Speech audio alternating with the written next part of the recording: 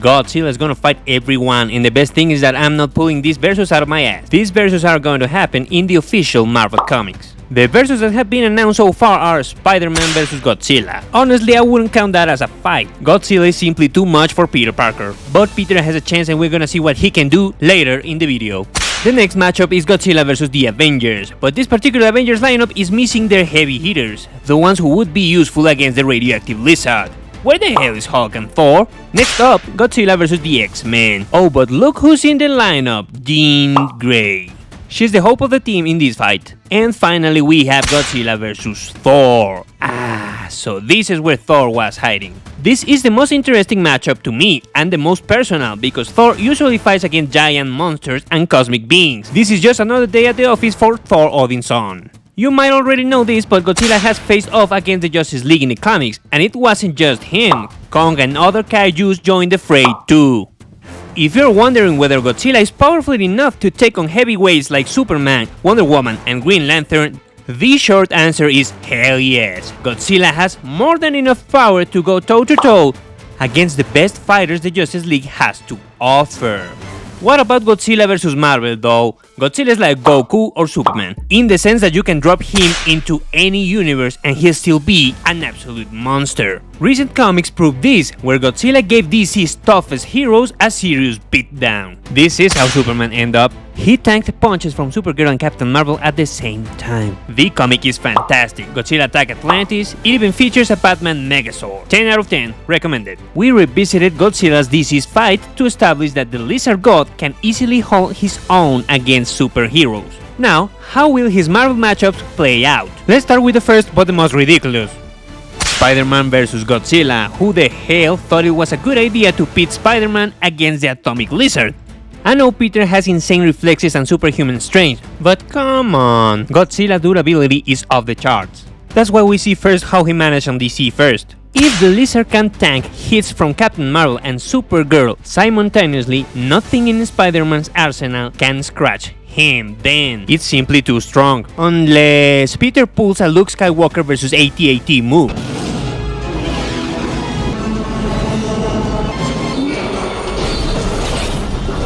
But the first promo art gives us a big hint about how more or less the tactic of Spider-Man is gonna be against Godzilla. And this might be the only chance Peter has against the kaiju, the symbiote. That's right, we might see Venomized Godzilla in the comic. Ooh, now that would be epic, because without the symbiote, Spider-Man stands no chance solo. Now let's analyze the fight against the Avengers. Like I said earlier, this Avengers roster is missing the big gun. We have no Hulk and no Thor. Instead, we've got Iron Man, Spider-Woman, Wolverine, Luke Cage, and Spider-Man again. Someone in Marvel really hates Spider-Man. The strongest here, without a doubt, is Iron Man. With Tony and Peter's genius-level intellect, they might cook up a plan to slow Godzilla down. One big question comes to my mind in this fight. Can Wolverine's adamantium claws pierce the super strong Godzilla's scales? Those are missiles proof.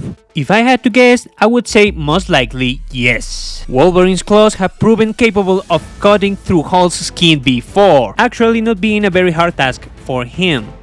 So Godzilla's scales won't be a problem for Wolverine's claws. I wonder if the Avengers' plan would be to throw Wolverines into Godzilla's mouth to hurt him on the inside, meanwhile they attack on the outside like Drax. Nah, I don't think that's their plan, but I do think that Tony could use his attack to disorient Godzilla, while the other stronger members of the group try to cause damage from the outside. That is Luke Cage, Spider-Man, and Spider-Woman. Or maybe with some invention of Tony, they could try to absorb all atomic energy that Godzilla has inside him. When there are two scientists on your team, the chances of winning increase a lot. In fact, I think that Captain America is somewhat unnecessary in this formation of the Avengers. Think about it, he has no way of causing damage to Godzilla. I'm not even sure he can get close to him without hitting him with his tail or dying from a single spit of atomic breath. But well, to be honest, Spider-Man, Spider-Woman, and Captain America could die from a single spray of the atomic breath. The prediction I can give is that the Avengers could stop Godzilla, but stopping him, slowing him down, not defeating him. So the story could go another way, where Godzilla and the Avengers have to join forces against a common enemy. That was actually more or less like how the story developed with the Justice League. The same can happen in the confrontation against the X-Men. But there is a more interesting point, since I told you before in this formation is Jean Grey. The doubt that arises is if Jean Grey could control Godzilla's mind. We have seen in the Godzilla movies some attempts of controlling his mind. In the 1964 movie Ghidorah and the Three-Headed Monster, the Mothra fairies tried to influence monsters like Godzilla to fight against Ghidorah. Although this is not a direct mind control, it does involve some psychic persuasion. Then also is the 1994 movie Godzilla vs. Space Godzilla. An attempt was made to use telepathic technology to control Godzilla, but with little success. Although the mind control that Jean Grey can achieve is greater than the two cases that we just saw of attempt mind control on Godzilla, I still think that controlling the mind of the Lizard will not be an option, at least not to control it 100%. However, the X-Men have another very powerful link in their ranks. In this occasion, they have Scott Summers, whose optic rays have proven to have a considerable level of destruction. Although, as we saw in the confrontation of Godzilla against Superman, the atomic breath is capable of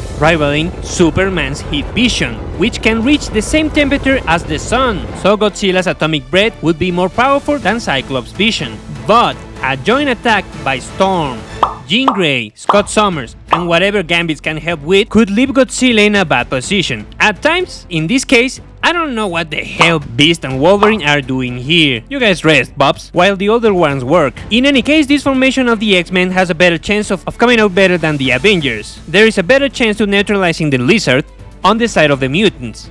Yeah, mutant superiority, woo! And now let's go to the last confrontation, but in my opinion, the most interesting and the most personal. And I say the most personal because, in addition to what I told you before that Thor has fought monsters all his life, it is well known that in the Norse mythology, it is said that Thor will die in Ragnarok in his fight against Jormungandr. And although I know that Godzilla doesn't look like a snake at all, Thor could assume that this is an even more challenging rival than the World Serpent, which it is, and could fear that this is the day of his end, so he would fight with all his strength. Thor and Godzilla are worthy rivals of each other, unlike the other confrontation in which the teams would only be able to neutralize Godzilla to a certain extent. In this confrontation, it is very possible that Thor could even knock out Godzilla if he uses enough power. Please allow me to remind you that Thor was the one who killed the Void and expelled the Phoenix Force with a single blow of his hammer.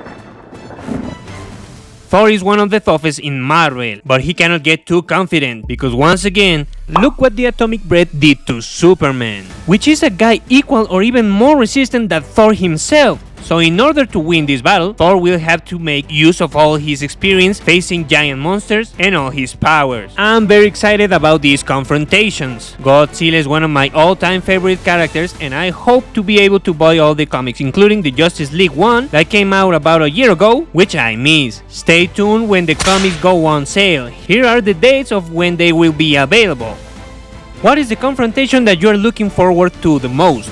Personally, I want to see the Thor one, and I even hope to get that comic in physical form for the collection. What Marvel character would you have included in this versus against Godzilla? In my opinion, the obvious, Godzilla vs Hulk was missing. What happened there, writers? Thank you very much for watching this video and may the Speed Force be with you. Thanks, Robin.